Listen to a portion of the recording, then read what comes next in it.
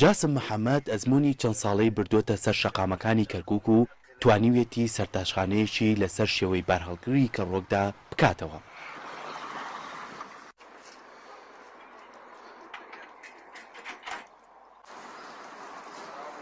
سەرتاشخانەکە بەبوونی سەرجەم خوزمەتگوزاریەکانی بەناوبانکە لەگەڵ ئەوەشدا وەک پرۆژەیەکی گەڕۆک کار دەکات و لە ڕێگەی پەیوەندی تەلەفۆنیەوە کڕیارەکان ئەو سەرتاشە بانک دەکەن و کاری دەلاشیان بۆ ئەنجامەدات.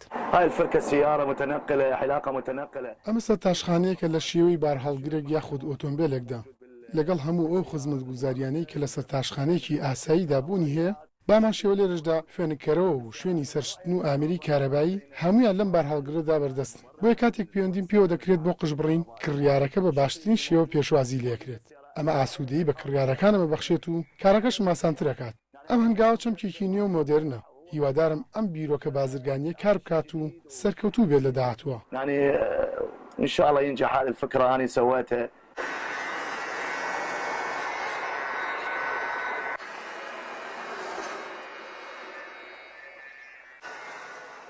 ئەو سەرتاشە نزیکەی 20,000 دلاری خرج کردووە بۆ ئەوەی بارهەڵگرەکە لەسەر شێوەی سەرتاشخانەیەکی مۆدێرن دروست بکات.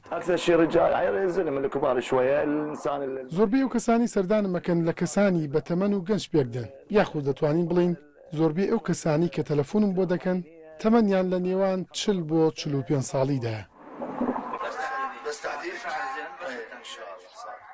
خەڵکی ئەم هەنگاوە بەرز دەنرخێن و ئەو کەسانەی ڕۆژانە سەرقاڵن بە کاروباری ڕۆژانەیانەوە چیدی ناچار نین بۆ سەرچارکردنێک ڕێگەی دوور ببڕن و بڕۆنە دەلاخانەکان بەڵکو لای جاسم سەریان چاکەکەن. من دوکانم هەیە لە قادسیە فیتەرم ئیتر مەزام نەبوو بڕۆم بۆ سەرچاکەم بۆ شتانە تەلەفۆنم بۆ کاک جاسم کرد هەر لێرە هەر خۆی لێرە سەری بۆ چاکردم دەستی خۆش بێ بە شێوازێکی تازە و جوان.